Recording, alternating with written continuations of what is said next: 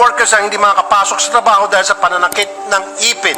Mr. President, ang nais ko naman po sana mapag-aralan ay kung paano sana mabigyan ng dentures o libreng postiso. Bago tayo magpatuloy, huwag kalimutang mag-subscribe sa aking channel.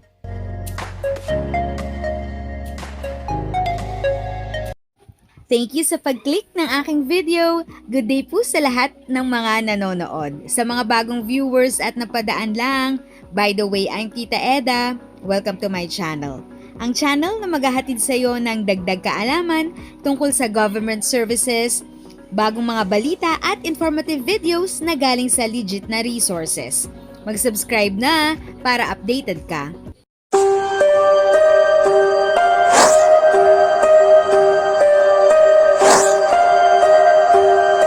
Ako si Maribel Clemente Javier. Gusto ko po sana magkaroon ng ngipin. 16 years na po. Matagal na rin po akong ganito. Surag na nga po ako. Malabo na rin yung mata ko. Bungi pa raw po ako. Marami na rin po pag-alis pusto na sa akin. Gusto ko po sana magkaroon ng ngipin para medyo bumata ng konti.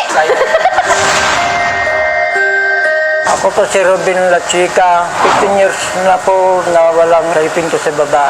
Kung magpapaipin naman po ako, ay saan naman po ako kukuha? 15,000 ang pinakamababa po dito sa atin. Lalo na itong may seminar po kami, nahiya po akong makipag-halubilo sa mga taong may ipin kasi parang may tumatalsik pang kaunti kong minsan. Yun po ang kahirapan ng walang ipin. Ako nga po si Feli Isaba.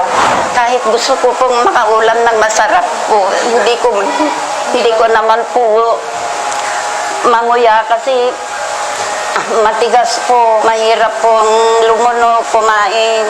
Nahihiya nga po ako minsan tumawa kasi pag ako'y tumatawa, tinatakpan ko na lang yung bunganga ko kasi ayaw ko pong parang na-insulto ko yung pakiramdam ko pag gano'n. Medyo mahirap po kasi hindi ka po makakain ng mga matitigas na pagkain katulad ng karne, lalo na kapag hindi siya malambot. Hirap kang nguyain, bale, hindi mo siya maduro. Matagal na po akong walang pustiso. Mga 20 years na po gawa ng kakulangan sa pinansyal. Madaming workers ang hindi makakapasok sa trabaho dahil sa pananakit ng ipin. Mr. President, ang nais ko naman po sana mapag-aralan ay kung paano sana mabigyan ng dentures o libreng postiso ang mga walang kakayanan na magpagawa ng postiso. Mr. President, a strong policy and support from us here in Congress will have far-reaching effects for our people. I hope we can prioritize this to an appropriate legislation and eventually during our budget season. I hope we could fund this program accordingly. Thank you for your time, Mr. President. My dear dentists, the dental health status of our people is alarming. 72% of our population have tooth decay. Our school children have the worst dental care in the world. 50% of Filipinos have gum problems. And at age 70, the average remaining teeth of the Filipino is 6. With these numbers, what kind of lifestyle and overall well-being do our people have? And so I come before you to make a commitment that oral health will be one of my top advocacies. My dear dentists, I will push for this in the Senate, but of course I can't do this alone. I need your help.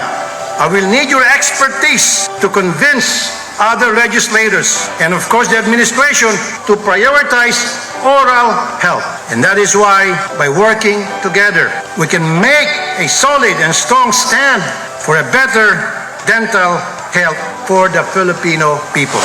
Matutuwa po ako kung may isa sa batas po ang libreng pagpapabunot ng ngipin at pagpapustiso sa mga katulad namin na walang mga ngipin at walang kakayanan magpaipin. Sana po mapatupad po kasi okay po yung para sa mga taong lalong-lalo na walang kakayahan na pagpagawa ng ngipin nila. Sana po may sa batas po ni Sir Rafi yung magkaroon ng mga ipin, yung walang ipin. Sana libre naman na po lahat yun. Kung maisagawa po yan ng batas ni Sir Rafi, maraming matutuwa, marami siyang matutulungan paris kung walang ngipin at walang financial po. Sa sinsulong po ni Senador Tulfo ay napakalaking bagay po sa amin upang magkaroon ng sariling ngipin at maigawa po natin ang isang ngiti ng kay ganda.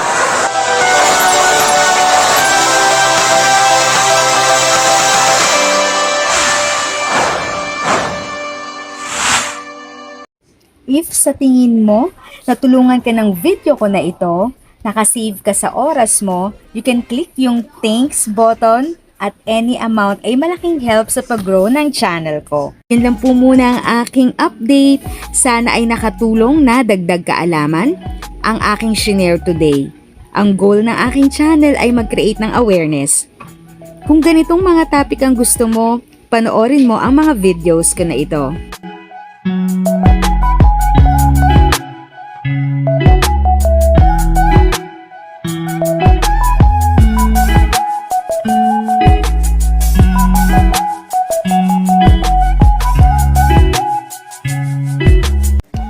Thanks for watching! Kung may kapamilya, kaibigan o kakilala sa tingin mo ay magiging interesado sa video, please share or tag sila sa comment section. At syempre, if nagustuhan mo ang video, i-like mo na ito at subscribe ka na din. As always, feel free to write your questions, comments, and opinions respectfully. And continue to be a blessing and stay safe!